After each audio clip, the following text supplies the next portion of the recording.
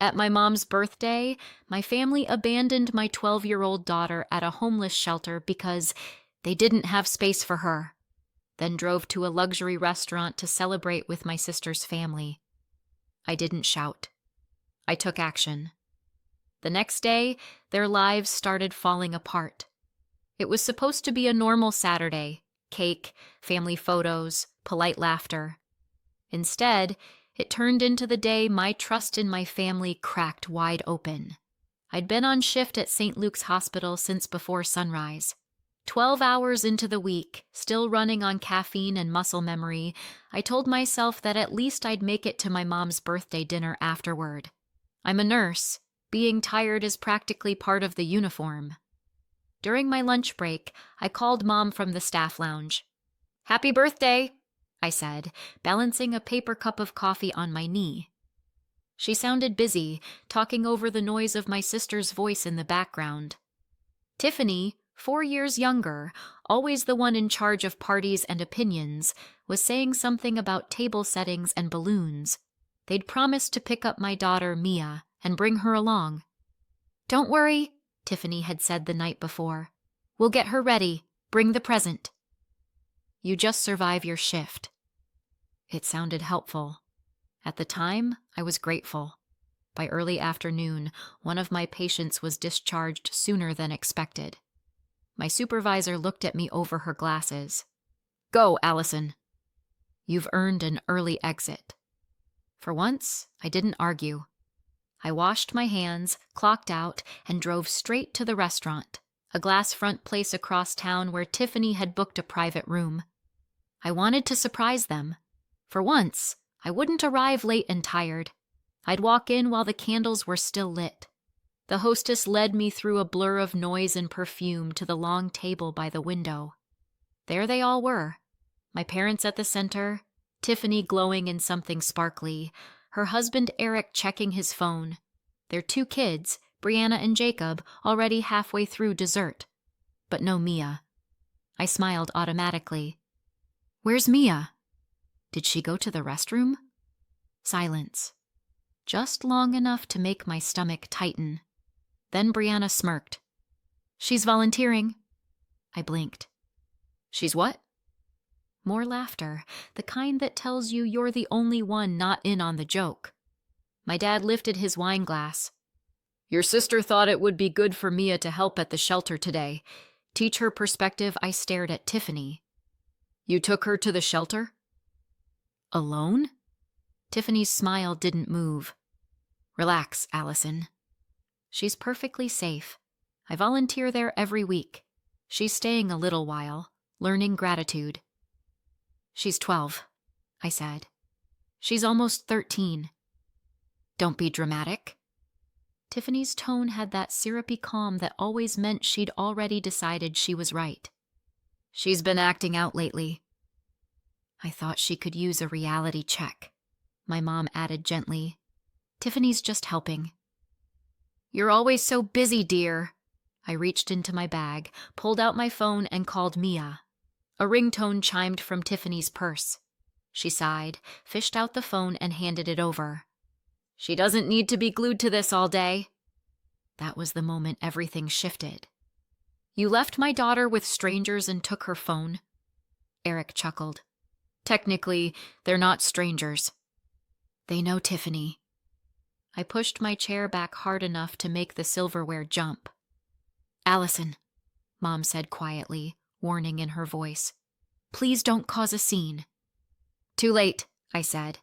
Humor's my default setting when everything's about to implode. "Scene caused." I walked out before anyone could stop me. Outside, the air hit like a furnace. My hands shook as I tried to fit the key into the ignition. The drive blurred. Traffic, red lights, my heartbeat pounding in my ears. Every minute felt stolen from Mia's safety. The shelter sat at the edge of downtown, a tired brick building with a faded sign that read Family Resource Center. When I pushed through the glass door, a woman behind the front desk looked up, startled. "Can I help you?" "My daughter was dropped off here." Mia Thompson. Someone said she was volunteering. The woman's face softened. You're her mother? Yes. Thank goodness. We were told you'd be here hours ago. She's been waiting in the playroom hours ago. The words landed like a stone. The hallway smelled of detergent and crayons. Somewhere a toddler was crying. The woman led me through a narrow doorway into a common room lined with cots. Mia sat on one of them, backpack on her knees, trying not to cry. When she saw me, she let out a shaky breath and ran straight into my arms. You came, she whispered. I'll always come, I said, holding her tight. Always. She pulled back just enough to look at me. Aunt Tiffany said I had to learn how lucky I am. She said if I like boys at 12, I'll end up here. It took a second to understand her words. Like boys? She nodded, cheeks red. There's this boy from school, Tyler. Brianna likes him too. I told her I think he's nice. That's all. That's all. I swallowed the anger rising like heat in my throat. You did nothing wrong. She bit her lip. I was scared. I didn't know if you knew I took her hand. I know now. The staff woman gave a polite nod, clearly relieved the reunion was happening. I thanked her, signed a form I barely read, and led Mia outside. The evening sky was the color of smoke. She climbed into the car without a word, still gripping my hand. Halfway home, she whispered, Mom, did I do something bad? I kept my eyes on the road. No, you were honest. Some people just don't handle honesty well. She nodded, staring out the window. I wanted to promise her everything would be fine, that families don't do this to each other. But the words stuck, because now I knew they did. When we reached home, she went straight to her room. I stood in the hallway, still holding her phone, the one Tiffany had confiscated, and stared at the black screen. My reflection looked unfamiliar. Tired, yes, but also something else. Certain. I didn't shout. I didn't even cry. I just knew what came next. Something shifted in me that night, and nothing would ever be the same again. Sleep never came that night. Every time I closed my eyes, I saw Mia sitting on that narrow cot, her backpack on her knees, waiting for someone who should have never left her there in the first place. By 2 a.m., I gave up pretending.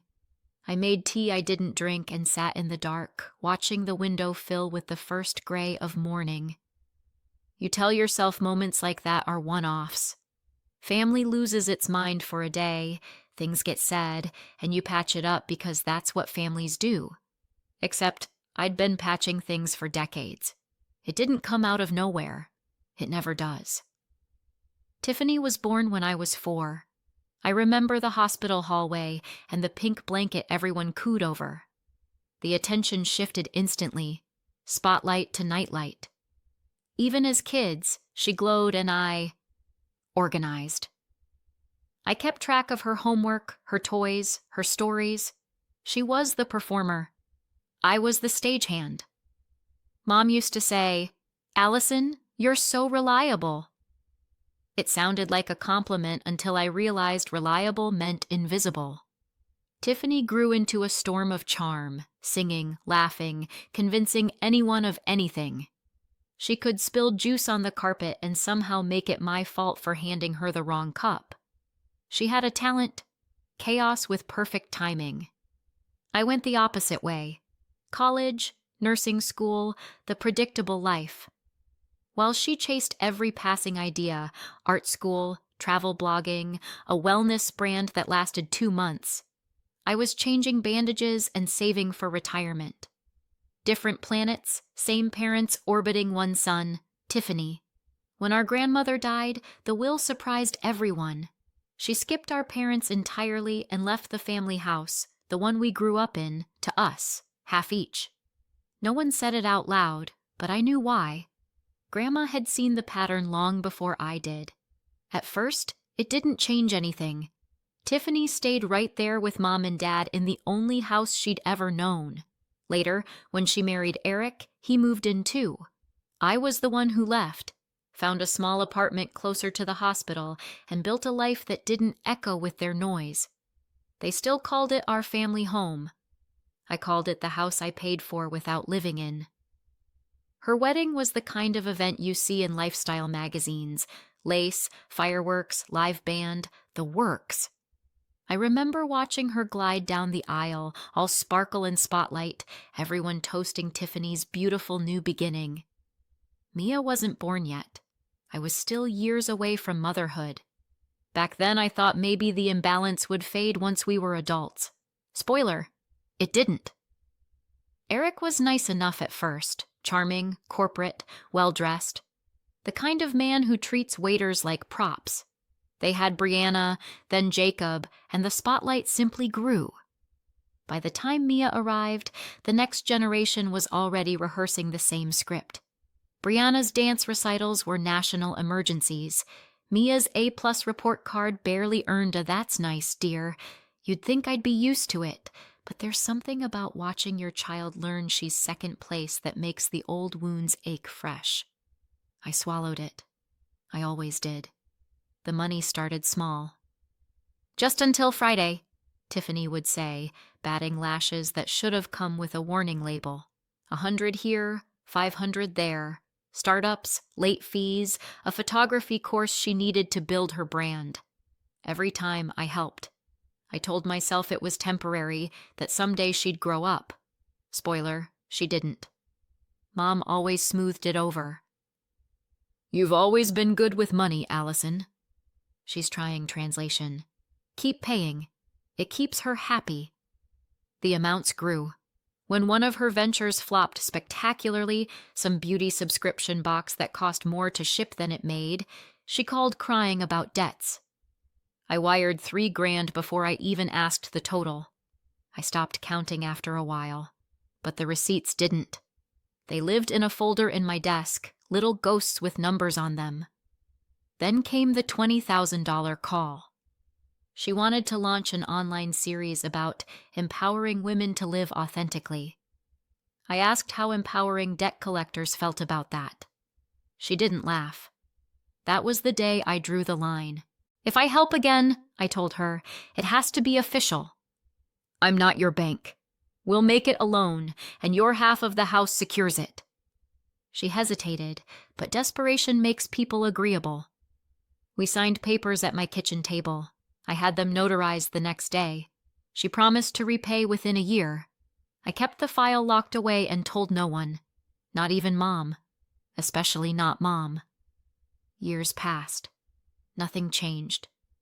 Tiffany kept reinventing failure as creative evolution.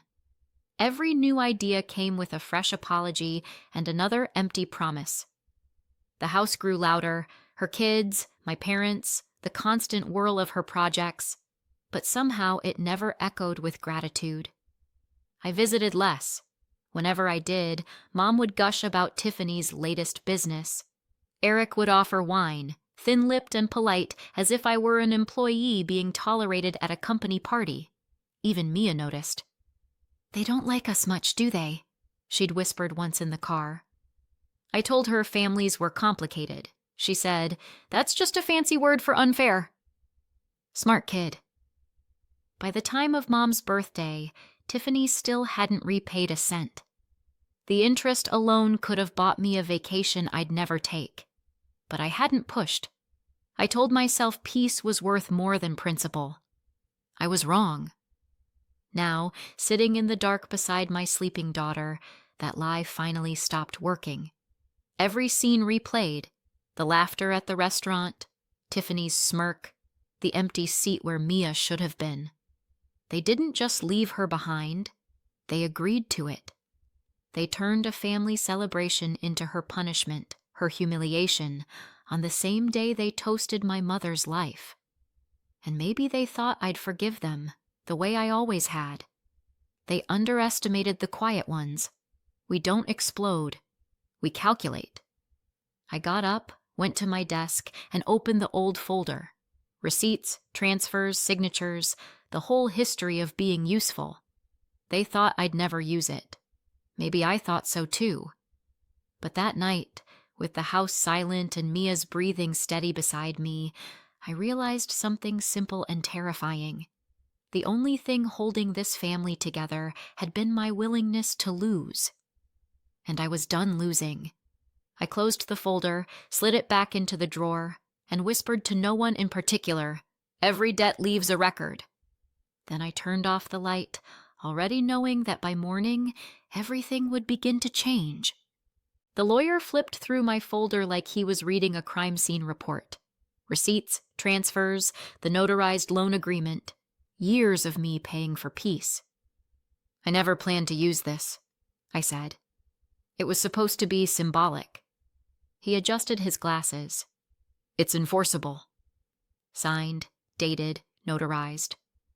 "You could recover the debt, or the property, recover the property," I repeated. It sounded cleaner than take the house. He outlined the process. A 30-day demand letter, then foreclosure if Tiffany didn't pay. When he asked if I wanted to proceed, I signed. My hand didn't shake. That scared me more than anything. The letter arrived the next day, official and heavy. I read it twice, folded it, and left it on the counter beside the kettle. For a minute, I considered tearing it up. Then I remembered Mia's voice. Did I do something bad? Click. Gone into the mailbox. Tiffany called 2 days later, screaming. "Are you out of your mind?"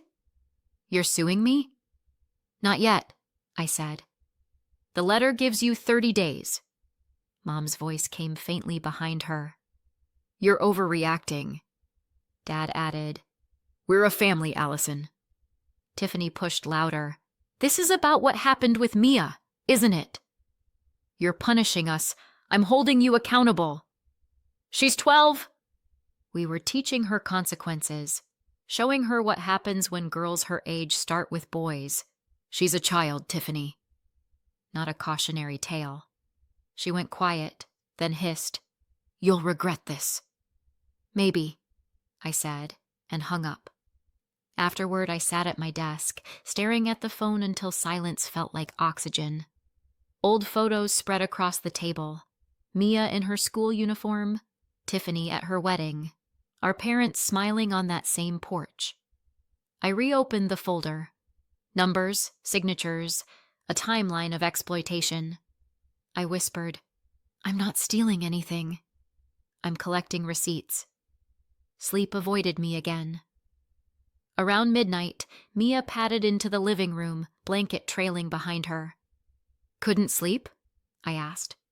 She shook her head, climbed beside me, and started scrolling her phone. Then she froze. "Mom? Look!" On the screen was a photo from the birthday party. Brianna, my sister's daughter, just a few months older than Mia, grinning beside that same 13-year-old boy, Tyler. Matching bracelets, heart emoji. Caption, "Best birthday ever." My stomach turned. "When was this posted?" "Yesterday." So that was it. Not morals, not protection, just jealousy wearing a halo. Tiffany hadn't been teaching Mia a lesson. She'd been teaching her own daughter how to win. I printed the photo and slid it into the folder on top of the receipts. Proof of hypocrisy. Not legal evidence, but something better. Clarity. In the morning, I called the lawyer. "Send the follow-up," I said. "We proceed." He didn't ask why. Maybe he heard the steadiness in my voice, the kind that replaces fear when anger finally burns out. The fallout came fast. Voicemails from Mom started gentle. "We love you." "Don't do this." Then sharper. "This isn't who you are." Dad tried logic. "You'll tear the family apart." Eric threatened to get his own lawyer. Tiffany alternated between apologies and insults, like emotional roulette. I didn't respond. Each morning I checked my inbox. Legal updates, certified mail confirmations. Each night I listened to Mia breathing down the hall, reminding myself who this was for. One evening I drove past the house. Lights glowed in the windows. Laughter leaked through the glass. From the street, it looked peaceful, like a picture of a family who'd never done anything wrong. I could have stopped. Let them apologize just enough to make me fold again. Instead, I kept driving. They used to say I was too serious, too cold. Turns out those traits make decent armor. For years, they taught me to keep quiet, to forgive. They mistook restraint for weakness. But there's a difference between forgiving and forgetting. And some debts don't disappear. They come due. The first time I saw Tiffany's video, I almost laughed. She sat in her car, mascara tracks glistening, voice trembling just enough to sound rehearsed. "My own sister," she began, "is trying to steal our family home." She forged documents, twisted my kindness, sniff, and now she's destroying everything we built. Her thumbnail was titled, "My Sister's Betrayal" in dramatic red letters. Classic Tiffany, tragedy with a filter. The comments came fast. Family friends, old coworkers, strangers with opinions. I read them all, mostly out of morbid curiosity. Half said she was brave for speaking her truth. The other half asked for my side of the story. I didn't answer. Instead, I called my lawyer. "Can this affect the case?" "Not unless the judge is subscribed to her channel," he said. That made me laugh for real.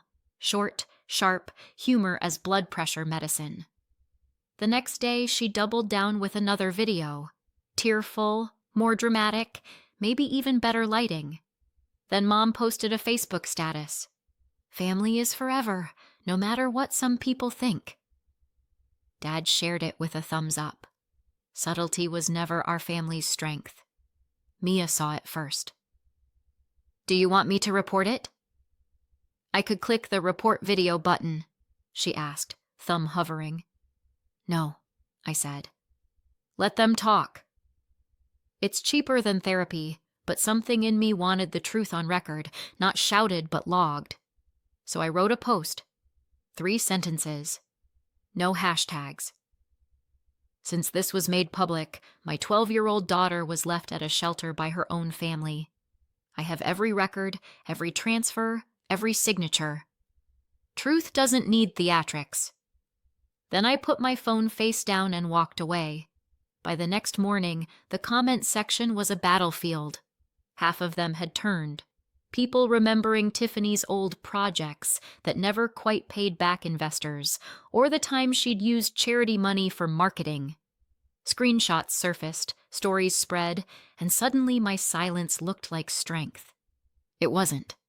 It was exhaustion in better packaging. 3 nights later, the doorbell rang. Mia was upstairs reading. Rain hammered the porch. When I opened the door, Tiffany stood there with our parents behind her like bad backup dancers. Her hair was flat, her confidence flatter.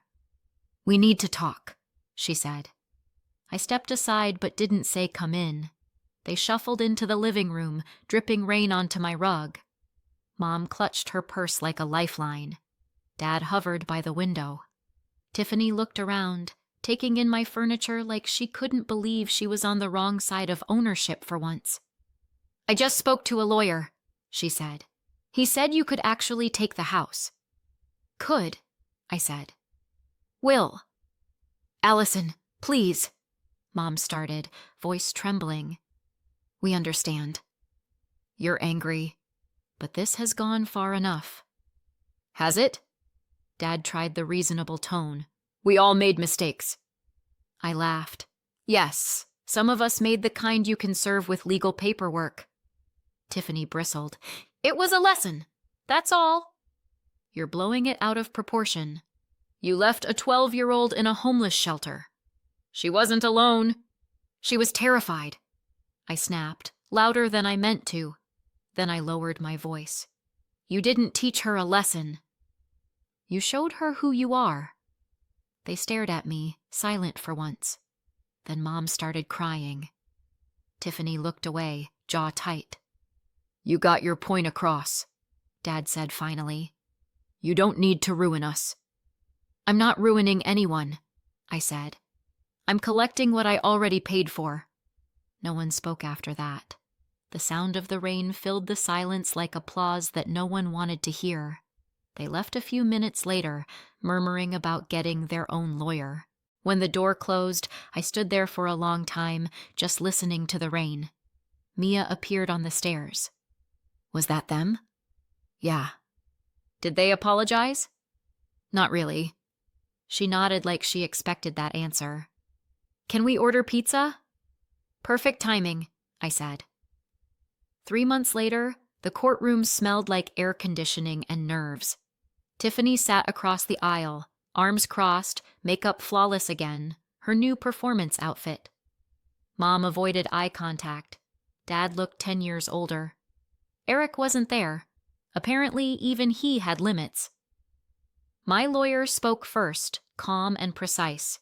He laid out the timeline, the transfers, the notarized contract, every single number. When Tiffany finally testified, she said the money was a gift. The judge raised one eyebrow. A gift with a notarized repayment schedule? That was the only time I smiled. It took 15 minutes for the decision. The totals equaled more than half the property's value. Judgment. Title transferred entirely to me. The lawyer slid the certified document across the table. It's yours now. For a second, I just stared at it. I expected victory to feel bigger, louder maybe. Instead, it felt like turning off a machine that had been humming for years. When I went to the house, it was already empty. Boxes gone, furniture gone, family gone. Only the faint smell of candles and paint remained. I walked through each room, the hallway where Tiffany once staged her fashion shows, the bedroom we'd shared as kids, the kitchen where Mom used to hum while ignoring every red flag she'd ever raised. In the corner of the living room sat a forgotten photo frame, our family smiling at Tiffany's wedding. I left it there. In the kitchen, I ran my hand over the counter, smooth now, no fingerprints left. Paid in full, I whispered. A year later, peace looked a lot like distance. I hadn't spoken to any of them since court. I heard things through cousins, always the best unpaid reporters. Mom and Dad downsized to a one-room studio near the freeway. They said it was temporary. It never is. Tiffany's life unraveled faster. Eric left. He blamed her for losing the house. Her credit tanked. Landlords stopped returning calls. The kids mostly lived with him now. And when someone mentioned seeing her at the homeless shelter, the same one she once called her volunteer project, I didn't even know what to feel, except maybe justice. Her channel still exists, technically. Last video, 14 views, half of them probably hers. Mia, on the other hand, is 13 now, confident, happy. And yes, she's seeing that Tyler, the same boy she wasn't supposed to like. Apparently, he found out the whole story, how she spent hours at a shelter because of him, and texted, "Guess I owe you a date." Now it's their favorite joke. The universe has a sense of humor after all. I still keep the folder in the drawer, not as proof, just reminder. So that's where it ends. Too far? Not far enough? You tell me. And don't forget to subscribe for more.